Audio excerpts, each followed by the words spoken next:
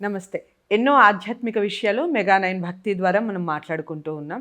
మన అందరికీ సుపరిచితులే doctor RB సుధ గారు, ప్రముఖ ఆస్ట్రాలజిస్ట్, లైఫ్ కోచ్. రాశి ఫలాలు మనకి మాసం మారింది అంటే రాశి ఫలితాల గురించి ప్రతి ఒక్కళ్ళు ఎదురు చూస్తూ ఉంటారు. నేను ప్రతి వీడియోలో ప్రతి మాసంలో మాట్లాడుతూనే ఉంటాను, చెప్తూనే ఉంటాను. మీరు డైరెక్ట్గా కాంటాక్ట్ అవ్వాలి అంటే స్క్రీన్ మీద కనపడే నెంబర్కి కాల్ చేయడం ద్వారా డాక్టర్ ఆర్‌బి సుధ గారిని డైరెక్ట్గా కాంటాక్ట్ అవ్వచ్చు.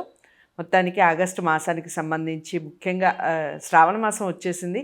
ఈ మాసం అంతా ఏ విధంగా ఉండబోతుంది అని తెలుసుకునే ముందు గ్రహాల స్థితిగతులు ఏ విధంగా ఉన్నాయో ఆర్‌బి సుధ గారి మాటల్లో తెలుసుకుందాం. తర్వాత మేషరాశి మొదలు మీన రాశి వరకు 12 రాశుల వారికి ఏ విధంగా ఉంది ఈ మాసం అనేది మేడం వివరిస్తారు. ఏ వీడియో కూడా మొదటి నుంచి చివరి వరకు చూడండి. ఎక్కడ డౌట్ ఉన్నా ఖచ్చితంగా కామెంట్ బాక్స్లో తెలియచేయండి. అందరికీ షేర్ చేయడం మర్చిపోకండి. నమస్తే. నమస్కారం. మీరు ప్రతి మాసంలో కూడా చెప్తూనే ఉంటారు గ్రహాల స్థితిగతులు ఏ విధంగా ఉన్నాయి, మాసం మారింది అంటే గ్రహాలు మారుతూ ఉంటాయి కాబట్టి. సో ముందుగా ఆ విషయాలు చెప్పండి. తప్పక ఎప్పుడైనా మనం రాశి ఫలితాలు ఫస్ట్ మాట్లాడుకోవాలంటే గ్రహస్థితులు మాట్లాడుకోవాలి, లేకపోతే గోచారం అంటే అందరికీ అర్థం అవుతుంది. అందరికీ తెలిసిన విషయమే 9 ప్లానెట్స్ ఉన్నాయి, 12 రాశులు ఉన్నాయి.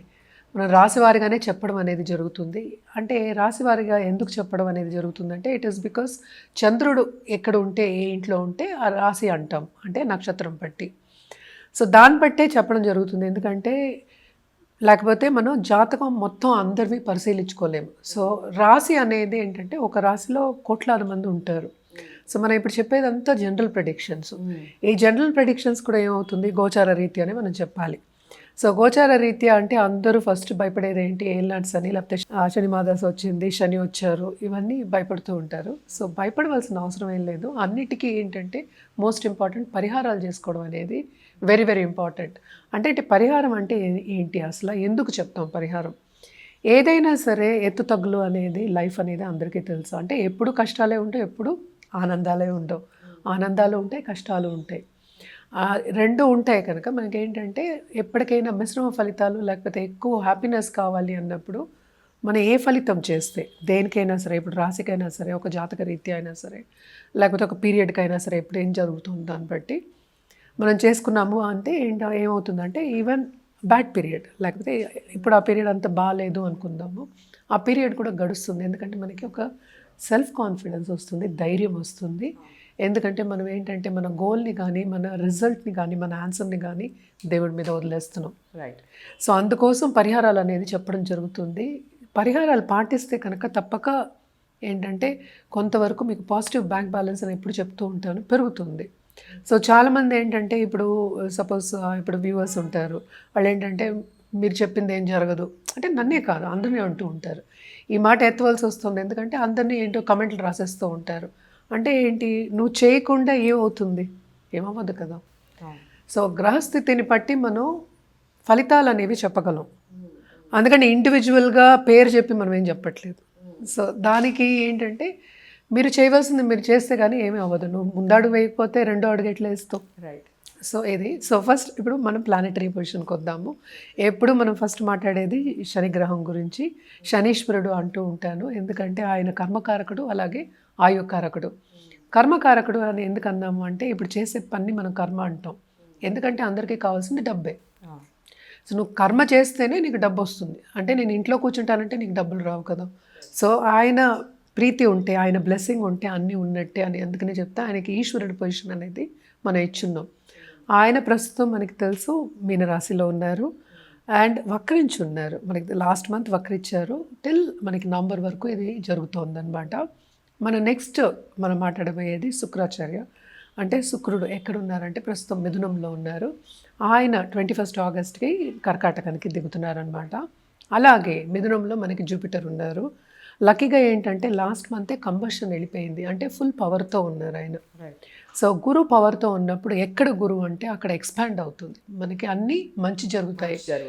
అన్నీ అలాంటిది మనకి ఐదీకం అంటే మన నమ్మకం ఎక్కువ ఇంపార్టెంట్, ఎక్స్ట్రీమ్లీ ఇంపార్టెంట్ అన్నిటికీ. ఎందుకంటే కుటుంబ పరిస్థితి కానీ, ఎలా శని కర్మకారకుడు కుటుంబ పరిస్థితి, ఎందుకంటే ఇంటర్పర్సనల్ రిలేషన్షిప్ కూడా వెరీ ఇంపార్టెంట్. తర్వాత మనం చూసాము అంటే కర్కాటకంలో ఏమో మనకి బుధుడు ఉన్నారు, ఆయన రిట్రోగ్రేషన్లో ఉన్నారు, అలాగే కంబషన్లో ఉన్నారు అనమాట. సన్ ఎందుకంటే అక్కడే ఉన్నారు. అండ్ ఆగస్ట్ 17కి మనకి సన్ ఏమో ఆయన ఓన్ హౌస్ సింహానికి దిగుతున్నారు. మెర్కురీ ఏమో ఆగస్ట్ 30కి దిగుతున్నారు. ఆగస్ట్ 11కి ఆయనకి కంబషన్ అనేది వెళ్ళిపోతుంది, రెట్రోగ్రేషన్ అనేది కొంతవరకు వెళ్ళిపోతుందన్నమాట. సో కేతు ఏమో మనకేమో సింహంలో ఉన్నారు. అలాగే most important and major planet మనకి ఎప్పటికైనా దాంపత్య జీవితానికి చెప్తాం, ఇంటర్పర్సనల్ రిలేషన్షిప్, అలాగే అగ్రెసివ్నెస్కి అంటే ఏంటి ముందుకు వెళ్ళే ఒక స్ట్రెంగ్త్ ఇచ్చేది కుజుడు. సో కుజగ్రహం ఏమో ప్రస్తుతం మనకి కన్యలో ఉన్నారు. సో రాహు ఏమో ప్రస్తుతం ఇప్పుడు కుంభంలో ఉన్నారు. సో జనరల్గా ఎప్పుడు మాట్లాడుకునేది ఏలినాట్స్ అని గురించి మాట్లాడుకుంటాం. సో కుంభానికి ఏలినాట్స్ అని ఉంది. అలాగే మనం చూసాము అంటే మేషానికి స్టార్ట్ అయింది లాస్ట్ ఇయర్ తెలుస్తుంది. అండ్ ఆల్సో మనకి మీనానికి ఏలినాట్స్ అని ఉంది. కానీ కొంచెం పట్టు విడుపు అనేది ఉంది. ఎందుకు అంటే రిట్రగ్రేషన్లో ఉన్నప్పుడు ఆయన కుంభాన్ని చూస్తున్నట్టు ఉంటుంది. అంటే కుంభరాశి వాళ్ళకి కొంచెం ఎక్కువ ప్రభావం అనేది ఉంటుంది, ఏలినాట్స్ అని ప్రభావం. జనరల్గా ఎందుకు భయపడతారు అంటే కష్టపడతారు అని భయపడతారు. సో కష్టం లేనిదే జీవితం లేదు. సో పరిహారాల విషయానికి వస్తే కనుక తప్పక పరిహారాలు వీళ్ళు చేయవలసిందే. ఎప్పుడు మనం చెప్పేదే నవగ్రహ స్తోత్రాలు, నవగ్రహ హోమాలు, అలాగే ఏంటంటే శక్తి పూజలు ఇవన్నీ చేసుకుంటుంటే చాలా మంచిది. అంతగా ఏంటంటే ప్రీతి అందరికీ తెలుసు, సాటర్డే వడ్డీ కాసులు వాడు మనం డబ్బు కావాలి అంటే ఎప్పుడైనా ఆశ్రయించవచ్చు. అంటే నేను శ్రీనివాసుని ఆశ్రయించవచ్చు, చాలామంది కొలుస్తూ ఉంటారు. సో తప్పక ఏంటంటే ఇవన్నీ చేసుకుంటూ ఉంటే కొంతవరకు వీళ్ళకి ఆ స్ట్రెంగ్త్ అనేది వస్తుంది. అంటే స్ట్రెంగ్త్ దేనికి కావాలి, నువ్వు నీ లైఫ్ని ముందుకు సాగడానికి కొంచెం స్ట్రెంగ్త్ కావాలంటే మెంటల్ స్ట్రెంగ్త్ మనం మాట్లాడుతున్నాం, ఫిజికల్ కాదు. సో ఈ పూజలు కానీ లేకపోతే ఈ వ్రతాలు కానీ లేకపోతే ఏదైనా మనం ఒక పరిహారం చెప్పాము అంటే ఆ మెంటల్ స్ట్రెంగ్త్ గురించి. ఎందుకంటే లైఫ్ అనేది సాధించి ముందుకు రావాలి, దాని గురించి చెప్పడం అనేది జరుగుతుందన్నమాట. మేడం ఇక చివరి రాశి మీనరాశి వారికి ఏ విధంగా ఉంది ఈ ఆగస్ట్ నెల చెప్పండి. మీనరాశి వాళ్ళకి కూడా మిశ్రమ ఫలితాలు మనం చెప్పుకోవాలి. ఏలినాట్స్ అని ఉందని అందరికీ తెలుసు, అది నెత్తి మీద ఉంది. అంటే రెండో ఘట్టం జరుగుతోంది ప్రస్తుతం. సో శని వక్రించి ఉన్నాడు కనుక కొంతవరకు పట్టు విడుపు అనేది ఉంటుంది దేంట్లో, వాళ్ళు చేసే పనిలో. అంటే చురుగ్గా పనిచేస్తారు కానీ వాళ్ళకి ఏంటంటే రిజల్ట్ అనేది కనిపించదు. అండ్ బాధ్యతలు అనేవి వీళ్ళకి చాలా చాలా ఎక్కువ అనిపిస్తున్నాయి అన్నమాట.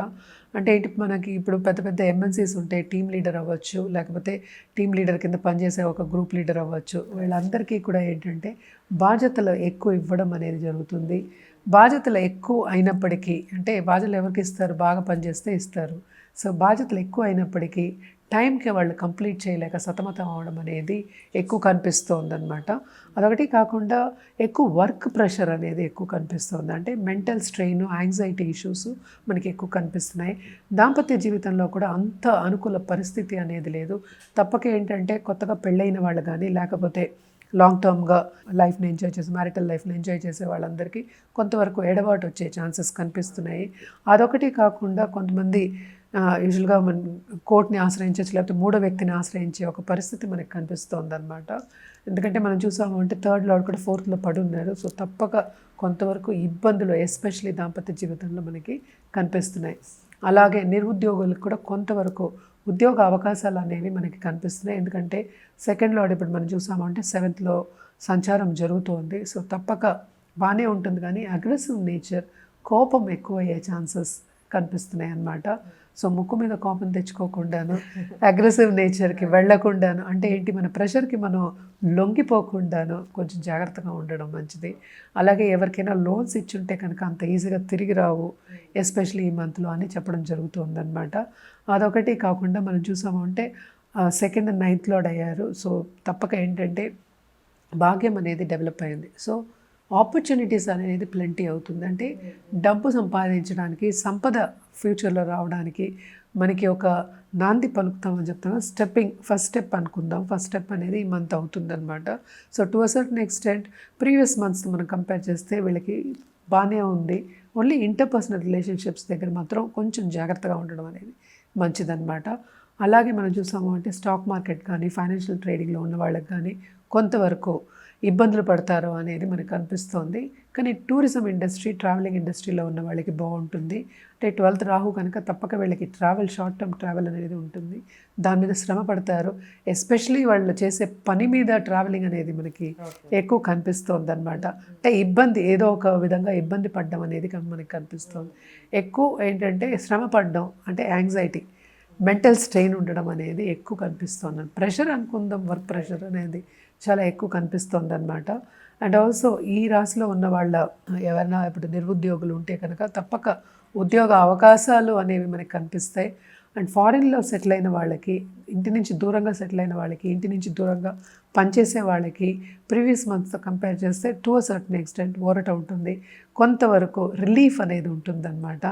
అండ్ ఆల్సో ఏంటంటే బిజినెస్లు పెట్టుకున్న వాళ్ళు, బయట బిజినెస్ అంటే ఫారిన్లో బిజినెస్ పెట్టుకున్న వాళ్ళందరికీ టు అ సర్టన్ ఎక్స్టెంట్ మనం చూసాము అంటే ఇబ్బంది పడినప్పటికీ ఫ్యూచర్లో బాగానే ఉంటుందంటే ఈ మంత్ గడిచిన తర్వాత కొంతవరకు బాగానే ఉంటుందనే కనిపిస్తోంది. అంటే ఖర్చు అనేది అధికమని చెప్తున్నాయి డిఫరెంట్ వే, చాలా ఎక్కువ ఖర్చు పెట్టడం అనేది మనకి కనిపిస్తోంది. అండ్ ఆల్సో హెల్త్ రీత్యా కొంతవరకు జాగ్రత్త పడడం అనేది మంచిది. అంటే కుటుంబ రీత్యా కుటుంబంలో ఎవరో ఒకళ్ళకి ఖర్చు పెట్టడం అనేది మనకి కనిపిస్తోంది అనమాట. అంటే హెల్త్ రీత్యా అంటే డాక్టర్ దగ్గరికి వెళ్ళి రావడం అనేది కనిపిస్తోంది. అండ్ ఆల్సో పరిహారాల విషయానికి వస్తే కనుక తప్పక శనికాళ్ళు పట్టుకోవాలి, అలాగే గురుకాళ్ళు కూడా పట్టుకోవాల్సి వస్తుందన్నమాట. అండ్ ఆల్సో శనికి ఏం చేయాలి అంటే తప్పక ఎవ్రీ డే హనుమాన్ చాలీస చదువుకోవడం చాలా చాలా మంచిదన్నమాట. అదొకటి కాకుండా మనకి తెలుసు వడ్డీ కాసులు వాడు మనకి సాటర్డే మనం కొలుస్తూ ఉంటాము. సో కర్పూర పూజ చేయడం చాలా మంచిది. అష్టోత్తరంతో కర్పూర పూజ కూడా మనం చేసుకోవచ్చు అనమాట. తప్పక అవన్నీ చేసుకుంటే మంచిది. అండ్ ఆల్సో గురువుకి థర్స్డే తప్పక గురుని సందర్శించుకోండి. అది లేని పక్షాన్ని నవగ్రహాలకి స్తోత్రం నిత్యం అంటే ఎవ్రీడే చదువుకోండి. ఒక 5 నిమిషాలు, ఒక 10 నిమిషాలు చదువుకుంటే మంచిదన్నమాట. అండ్ ఆల్సో మనకి కలర్స్ అంటే కనుక తప్పక వీళ్ళకి blue colour and also yellow colour, దాంతోపాటు మనం గోల్డ్ కూడా యాడ్ చేసుకోవచ్చు, సిల్వర్ కూడా బాగానే ఉంటుంది, ఇవన్నీ యాడ్ చేసుకోవచ్చు అనమాట. అండ్ ఆల్సో డేస్ విషయానికి వస్తే కనుక తప్పక శనివారం అలాగే థర్స్డే వీళ్ళకి కలిసి వచ్చే రోజులు అనమాట. సో మిశ్రమ ఫలితాలు ఉన్నప్పటికీ కొన్ని మంచి విషయాలు కూడా చెప్పారు, వాటిని నోట్ చేసుకోండి. పరిహారాలు చేసుకునే ముందు జాతకాన్ని పరిశీలించుకొని పరిహారాలు చేసుకోండి. కలర్స్ని డేస్ని ఫాలో అయ్యేవాళ్ళు చాలామంది ఉంటారు. పరిహారం చేసుకునే ముందు ఒకసారి జాతకం చూపించుకొని పరిహారం చేసుకుంటే ఫలితాలు ఏ విధంగా ఉంటాయో కూడా ఒకసారి చెక్ చేసుకోండి. డాక్టర్ ఆర్బీ సూద గారి దగ్గర మీరు జాతకాలు చూపించుకోవాలి అనుకుంటే స్క్రీన్ మీద కనపడే నెంబర్కి కాల్ చేయండి. వీడియోని లైక్ చేసి షేర్ చేయండి, ఛానల్ని సబ్స్క్రైబ్ చేసుకోండి. నెక్స్ట్ మంత్ మాస ఫలితాలతో మళ్ళీ కలుద్దాం. ఇంతవరకు సెలవు, నమస్తే.